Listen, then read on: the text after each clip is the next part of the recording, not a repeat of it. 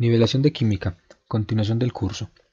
En esta oportunidad vamos a estudiar el concepto de solución y de reacción química. La idea es identificar una mezcla homogénea de compuestos donde se aplican conceptos básicos de la materia y evidenciar la transformación de compuestos en otros a través de la ruptura y o formación de las moléculas. Comprender dónde se conservan y no conservan elementos. El contenido de esta clase es el siguiente. Primero, vamos a hablar sobre el resumen de la clase anterior. Luego vamos a hablar sobre los temas de solución y reacción química. En la clase anterior vimos tres temas: tabla periódica, nomenclatura y compuestos. En la tabla periódica dijimos que en el siglo XIX los científicos buscaban una clasificación para los elementos, no solo con objeto de facilitar el conocimiento de sus propiedades, sino, y más importante, para facilitar las investigaciones y los avances en el conocimiento. El descubrimiento de un gran número de elementos y el estudio de sus propiedades puso de manifiesto las semejanzas que había entre algunos de ellos. Igualmente, en esta ocasión mencionamos los postulados de Mendeleev y las ventajas y o desventajas que estos postulados tenían. Después, continuamos con la definición de la tabla periódica y dijimos que la tabla periódica era una disposición de los elementos en forma de tabla ordenados por su número atómico, que es el número de protones, por su configuración de electrones y sus propiedades. Este ordenamiento muestra tendencias periódicas, como elementos de comportamiento similar en la misma columna. Después de eso, pasamos a explicar la tabla periódica moderna, y dijimos que constaba de 7 periodos y 8 grupos. Igualmente dijimos que el periodo era una franja horizontal, el grupo era la franja vertical, y la familia era un grupo de elementos que tienen propiedades semejantes. Después de hablar de tabla periódica, hablamos de los elementos en la vida diaria y hablamos de los bioelementos primarios o principales, los bioelementos secundarios y los oligoelementos. Después de esto, también hablamos sobre las propiedades periódicas de los elementos.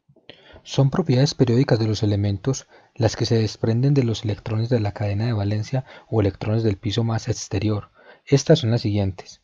Radio atómico es la distancia de los electrones más externos al núcleo. Afinidad electrónica es la energía desprendida por un ion gaseoso que recibe un electrón y pasa a átomos gaseosos. Elementos electronegativos son los que toman con facilidad los electrones transformándose en aniones. A este grupo pertenecen los metaloides. Elementos electropositivos son aquellos que tienen tendencia a perder electrones transformándose en cationes. A este grupo pertenecen los metales. Los elementos más electropositivos están situados en la parte izquierda del sistema periódico. Después de hablar de la tabla periódica, continuamos con la nomenclatura.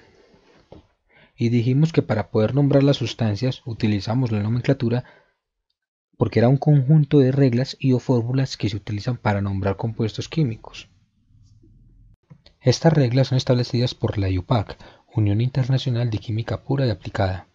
Y además comentamos que existen tres tipos de nomenclatura que nos permiten nombrar los compuestos químicos. Estos son sistemática, tradicional y stock. También hablamos de los compuestos y lo dijimos que eran óxidos, ácidos y sales. El agua, del latín aqua, es una sustancia cuya molécula está compuesta por dos átomos de hidrógeno y uno de oxígeno. El término agua generalmente se refiere a la sustancia en su estado líquido, aunque la misma puede hallarse en su forma sólida, llamada hielo, y en su forma gaseosa, denominada vapor, como lo hemos visto anteriormente. Es una sustancia bastante común en la Tierra y el sistema solar, donde se encuentra principalmente en forma de vapor o de hielo. Es esencial e imprescindible para el origen de la supervivencia de la gran mayoría de las formas conocidas de vida. Dado lo anterior, vamos a definir lo que es una sustancia. Decimos que una sustancia es una clase particular de materia homogénea cuya composición es fija y químicamente definida. Se compone por las siguientes entidades: moléculas, unidades formulares y átomos. Las sustancias se pueden diferenciar por su estado a la misma temperatura y presión, es decir, pueden ser sólidas, líquidas o gaseosas. Clasificación de las sustancias. Se pueden clasificar mediante dos formas: simple o compuesta. Simple es la que está formada por átomos y moléculas de un solo elemento químico. También es conocida como sustancia pura. Por ejemplo, el oxígeno diatómico O2, que está formado solamente por el elemento oxígeno, o el fullereno C60, conformado solamente por el elemento carbono. Y compuesta es la que está formada por elementos distintos, De ello se puede ser el agua o la glucosa. Ahora, vamos a definir lo que es una mezcla. La mezcla es un material formado por dos o más componentes unidos, pero no combinados químicamente. En una mezcla no ocurre una reacción química y cada uno de sus componentes mantiene su identidad y propiedades químicas. No obstante, algunas mezclas pueden ser reactivas, es decir, que sus componentes pueden reaccionar entre sí determinadas en condiciones ambientales, como una mezcla aire-combustible en un motor de combustión interna. Ahora, la siguiente pregunta es, ¿se pueden clasificar las mezclas? Y la respuesta es, sí se pueden clasificar. Es más, las mezclas se clasifican en dos familias: homogéneas y heterogéneas. Las homogéneas son aquellas mezclas de elementos uniformes, sus componentes no se pueden diferenciar a simple vista, se conocen con el nombre de soluciones y están constituidas por un soluto y un disolvente. Por ejemplo, el agua mezclada con sales minerales, con azúcar, con vinagre, el ejemplo que acabamos de ver del café, la cerveza. Vamos a definir lo que es el soluto y el solvente. El soluto es la liquidencia que se absorbe, es decir, que se parte o se pinta en otra sustancia, que es el disolvente, por lo que se puede encontrar en un estado de agregación diferente al comienzo del proceso de disolución y experimentar una transición de fase. En muchas ocasiones está en menor proporción al solvente. Y el disolvente o solvente es una sustancia química en la que se diluye el soluto, resultando en una disolución. Normalmente es el componente de una disolución presente en mayor cantidad. Los disolventes se forman en muchas aplicaciones: adhesivos, componentes en las pinturas, productos farmacéuticos y también para la elaboración de materiales sintéticos y otros. El agua habitualmente es denominada disolvente universal por la gran cantidad de sustancias sobre las que puede actuar como disolvente. Continuamos con las mezclas no homogéneas, o sea, heterogéneas. Es aquella que posee una composición no uniforme en la cual se pueden distinguir fácilmente sus componentes. Está formada por dos o más sustancias físicamente distintas, distribuidas en forma desigual. Las partes de la mezcla heterogénea pueden separarse fácilmente, pueden ser gruesas o suspensiones de acuerdo al tamaño de la sustancia. Estas se clasifican en mezclas gruesas o suspensiones. Las gruesas son el tamaño de las partículas donde se ve apreciable, por ejemplo, las ensaladas, el concreto y otras. Las suspensiones, donde las partículas se depositan con el tiempo, por lo general tienen la leyenda agítese bien antes de utilizar, por ejemplo, medicamentos, aceite con agua, agua con talco u otras. La solubilidad de una sustancia indica la máxima cantidad de dicha sustancia que se puede disolver en una cantidad de disolvente dada, a una temperatura concreta. Una solución se dice que está saturada cuando a una determinada temperatura contiene la máxima cantidad posible de soluto, identificando esto como un punto de saturación. Esto ocurre cuando se agrega paulatinamente una sustancia o soluto en un disolvente. Llegará un momento en que la sustancia no podrá disolverse alcanzando el punto de saturación, en la que cualquier cantidad adicional de sustancia que se agregue precipitará al fondo del recipiente. La temperatura es un factor importante en la solubilidad. Si la temperatura aumenta, la solubilidad aumenta, ya que aumenta la movilidad de los iones. De igual forma, si la temperatura disminuye, la disolución del solvente es más lenta, lo que nos indica que disminuye. En la imagen se puede observar una solución diluida, una solución concentrada, saturada y sobresaturada. Ahora vamos a mirar las unidades de concentración. Definimos la molalidad como los moles del soluto sobre kilogramo de solución y la solubilidad como el peso de solución sobre el volumen de solución. Las unidades de concentración: peso del soluto sobre el peso de la solución por 100, volumen del soluto sobre el volumen de la solución por 100, peso del volumen sobre el volumen de la solución por 100. Vamos a ver un par de ejemplos sobre las unidades de concentración. El primer ejemplo es preparar una solución compuesta de etilenglicol, agua destilada y fluoruro de amonio, y nos dan los valores. Y el segundo va a ser calcular los porcentajes en peso de cada componente de la solución. ¿Cuánto es el porcentaje de etilenglicol, teniendo en cuenta la fórmula? ¿Cuánto es el de agua destilada? ¿Y cuánto es el de fluoruro de amonio? Aquí pueden ver la solución.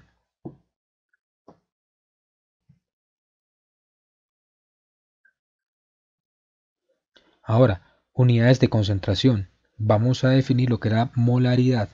La definimos como el número de moles sobre litros de solución.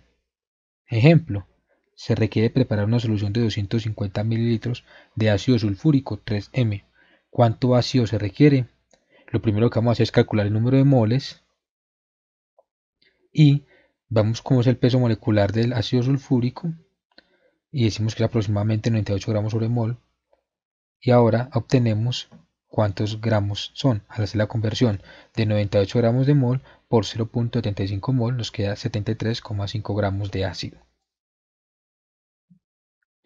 Diluciones. ¿Por qué hacer diluciones? Las moles del soluto permanecen constantes en las diluciones, lo único que le agregamos es mayor cantidad de solvente, generalmente agua. Y teniendo en cuenta el concepto de molaridad, fácilmente podemos realizar cualquier dilución. Aquí podemos ver una gráfica en la cual podemos observar las diferentes soluciones. Como el número de moles se mantiene constante, decimos que moles de soluto en solución concentrada es igual a moles de soluto en solución diluida. Aquí podemos ver la ecuación matemática. Moles es igual a molaridad por volumen de solución. Aquí vamos a ver un ejemplo. Nos preguntan, ¿cuántos mililitros de HCl al 38% se requieren para preparar 250 mililitros de HCl al 33.9%?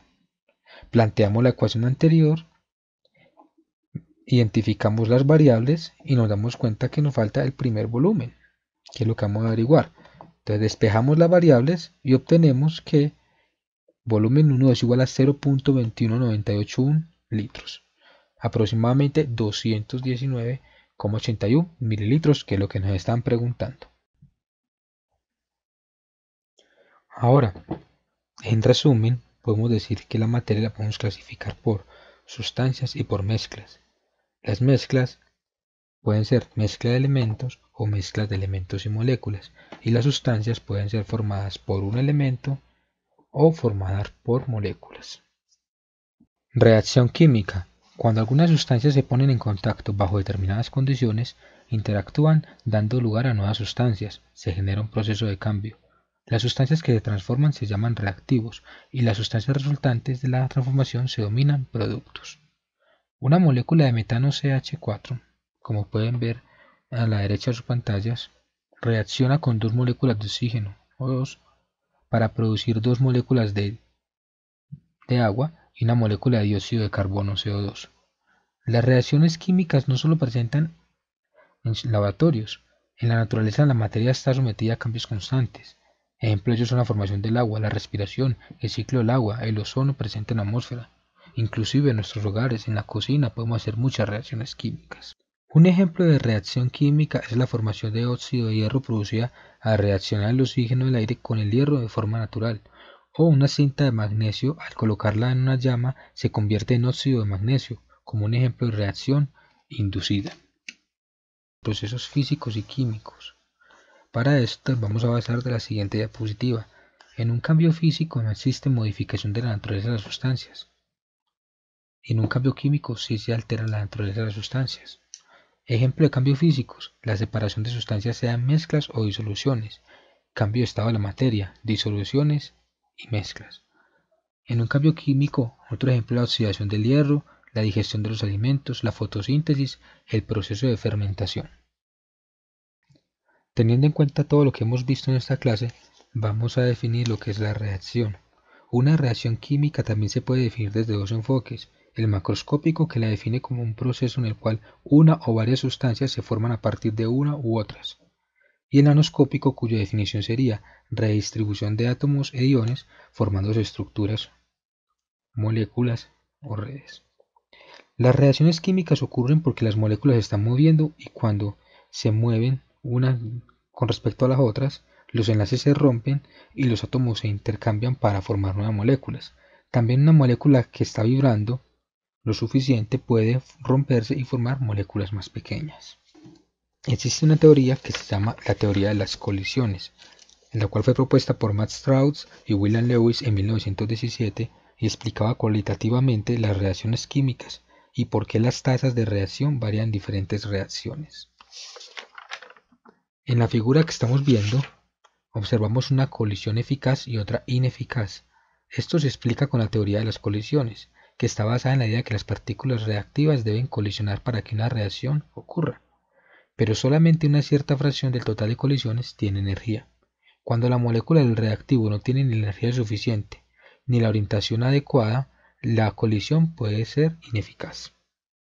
Como vemos en la parte B de la figura, la cantidad mínima de energía necesaria para que esto ocurra se conoce como energía de activación. Existen dos tipos de colisiones: la horizontal, que es más lenta, y la vertical, colisión más rápida o colisión efectiva. Todas las reacciones, independientemente de considerarse como exotérmicas o endotérmicas, requieren energía inicial para romper los enlaces entre los átomos de los reactivos. A esta energía se le considera energía de activación. La energía liberada o absorbida, que generalmente se manifiesta en forma de calor, se le denomina calor de reacción, y se puede establecer un valor característico para cada reacción. A la interpretación de estos cambios energéticos se le conoce como entalpía o contenido calórico. La entalpía se simboliza con la letra H. Una reacción exotérmica es aquella cuyo valor de entalpía es negativo, es decir, el sistema desprende o libera calor al entorno. Una reacción endotérmica es aquella cuyo valor de entalpía es positivo, es decir, el sistema absorbe calor del entorno. Las reacciones se representan por medio de ecuaciones químicas. Esta representación se realiza por medio de fórmulas y símbolos de lo que ocurre en una reacción. Al leer una ecuación química se debe tener en cuenta que los números ubicados antes de cada fórmula molecular representan la cantidad de energía expresada en moléculas o moles de cada compuesto. Si la expresión es 1, no se escribe. Las ecuaciones químicas deben proporcionar mayor cantidad posible de información. Para ello se utilizan los siguientes símbolos. En esta tabla se pueden apreciar los diferentes símbolos de las ecuaciones que se utilizan en química. Entonces tenemos símbolo, significado del símbolo e interpretación. Los productos obtenidos a partir de ciertos tipos de reactivos dependen de las condiciones bajo las que se da la reacción.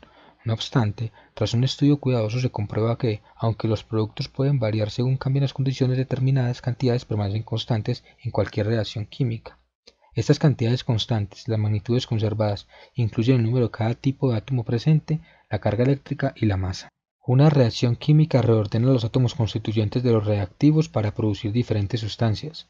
La quema de combustibles, la fundición de hierro, la fabricación de vidrio, cerámica, cerveza y la elaboración del vino y el queso, entre muchos otros, son ejemplos de actividades que incorporan las reacciones químicas que se han conocido y utilizado durante miles de años. Por ejemplo, en la imagen ustedes pueden ver cómo es el proceso para la fermentación del alcohol. Azúcares más levaduras producen etanol más dióxido de carbono. Las levaduras presentes en algunos alimentos son hongos unicelulares. En las condiciones adecuadas pueden consumir carbohidratos, los azúcares de la fruta, para producir alcohol etílico. O dicho de otra forma, el azúcar de las uvas se transforma en etanol y además produce dióxido de carbono. Otro concepto importante para aprender hoy es el fenómeno químico, y se define como el suceso observable y posible de ser medido en los cuales las sustancias intervinientes cambian su composición química al combinarse. Las reacciones químicas implican una interacción que se produce a nivel de los electrones de valencia de las sustancias que intervienen. Dicha interacción es el enlace químico. Estos fenómenos no se conserva la sustancia original, se transforma en su estructura química, manifiesta energía, no se observa a simple vista y son irreversibles en su mayoría. La sustancia sufre modificaciones irreversibles, por ejemplo, al quemarse un papel no puede volver a su estado original. Las cenizas resultantes formaron parte del papel original y sufrieron una interacción química que las altera y hace que no se pueda volver un papel nuevamente. Continuamos con las clases de reacciones. Existen dos tipos de reacciones, paraquímica inorgánica y paraquímica orgánica. Para química inorgánica se pueden postular dos grandes modelos para las reacciones químicas de los compuestos inorgánicos: las reacciones ácido-base o de neutralización, que son aquellas sin cambios en los estados de oxidación, y reacciones redox, con cambios en los estados de oxidación. Sin embargo, podemos clasificarlas de acuerdo con los siguientes tres criterios. El primero, reacciones según las estructuras. Entonces tenemos el nombre, la descripción, la representación y el ejemplo. Vamos a leer el primero. Nombre de síntesis o combinación, y es donde los reactivos combinan entre sí para originar un producto diferente.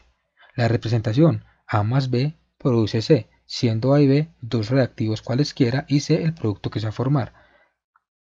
Así como en el anterior ejemplo, se pueden ver otros tres de reacciones según estructura. Ahora, hay otro criterio. Por ejemplo, para intercambio de calor están las reacciones exotérmicas y las endotérmicas. ¿Cuál es la descripción? Que se desprende en calor del sistema de reacción para las exotérmicas y para las endotérmicas reacciones en las que se absorbe o se requiere calor para llevarse a cabo. Ejemplo, para las exotérmicas la combustión y para las endotérmicas la calcinación.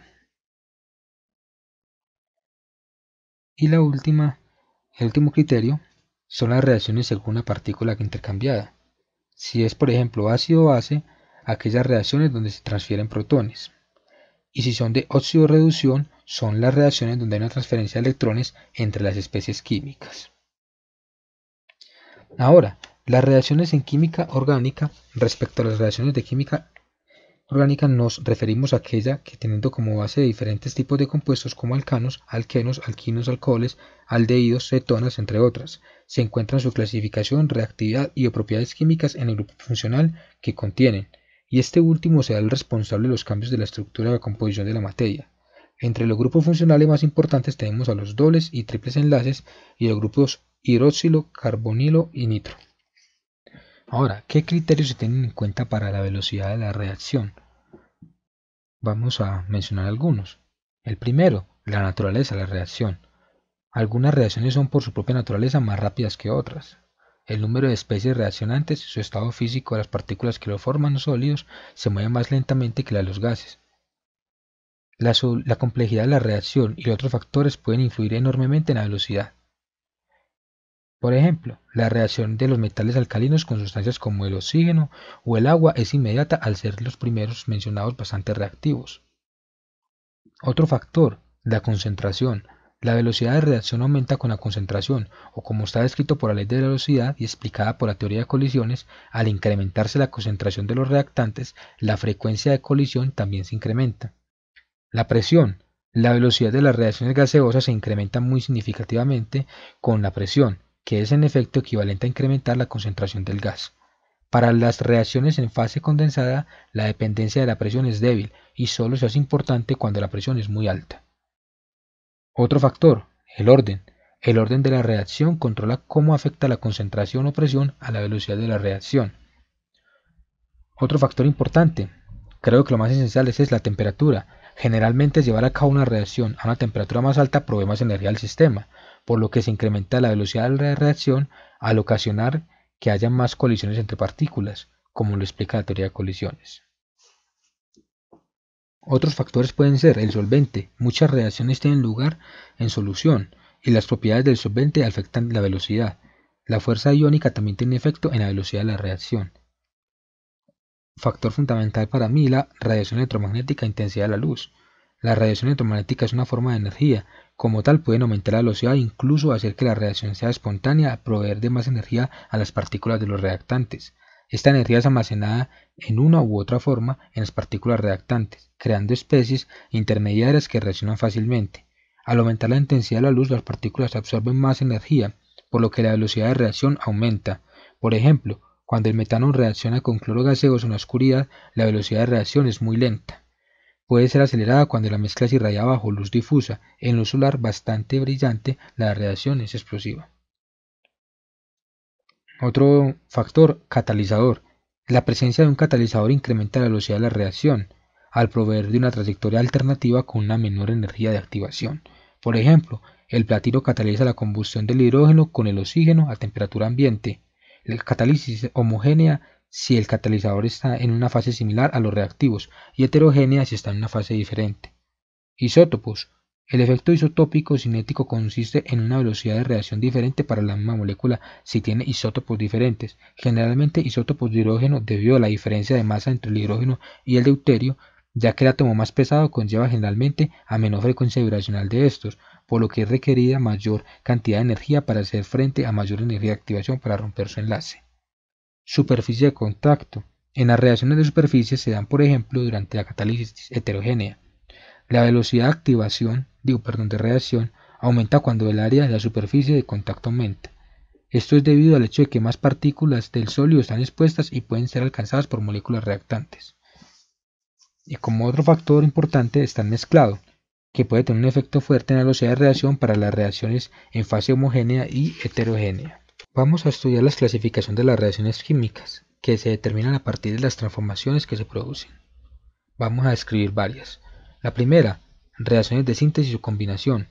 Dos o más sustancias reaccionan para formar una nueva sustancia, presentando una estructura más compleja que los reactivos. Pueden presentarse en tres tipos de reacciones: combinación de dos iones o elementos para formar compuestos, combinación entre un ion o un elemento y un compuesto para generar otro compuesto, reacción de dos compuestos para formar un nuevo compuesto. A manera de ejemplo, en la parte izquierda de sus pantallas pueden ver azufre más hierro producen sulfuro de hierro. La siguiente es la reacción de desplazamiento, en la cual las sustancias involucradas desplazan un ion o un átomo de un elemento o compuesto de su posición inicial. Se pueden presentar en simple o en doble. Podemos ver en una gráfica el diagrama de cómo serían estas reacciones. El desplazamiento simple. Un átomo en estado reacciona con un compuesto y desplaza un ion o un átomo y forman otro compuesto. El desplazamiento doble. Dos compuestos reaccionan formando dos compuestos totalmente nuevos. Por lo general, las sustancias reaccionan en un medio acuoso. Se dividen las reacciones en desplazamiento doble en reacciones de neutralización. Aquí vemos un ejemplo.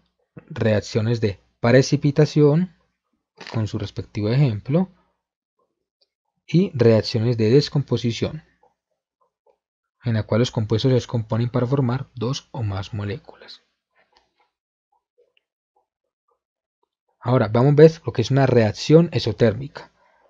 Se presenta una liberación de energía en forma de luz, calor o sonido. La combustión y la fermentación son ejemplos de reacciones exotérmicas. Una reacción endotérmica.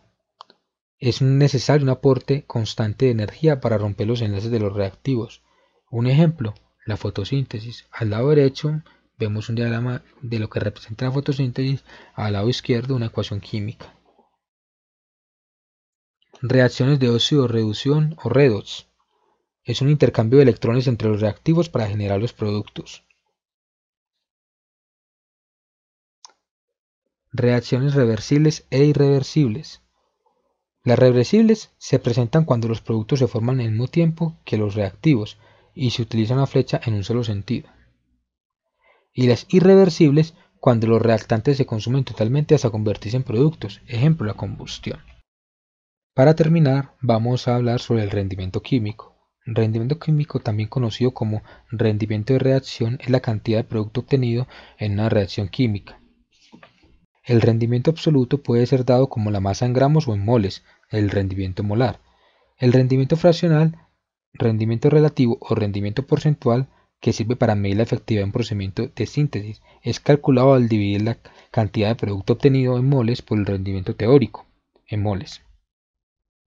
Aquí podemos ver la ecuación. Rendimiento fraccional es rendimiento real sobre teórico. ¿Qué es el rendimiento real? Es el resultado de la reacción química en verdad produce con todos los factores que se encuentran en el ambiente. Se puede acercar al 100% pero nunca llega a ese valor.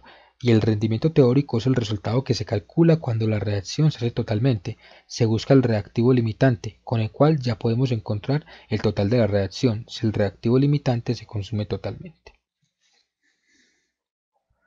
Estas son las referencias de las clases que se tomaron para el día de hoy.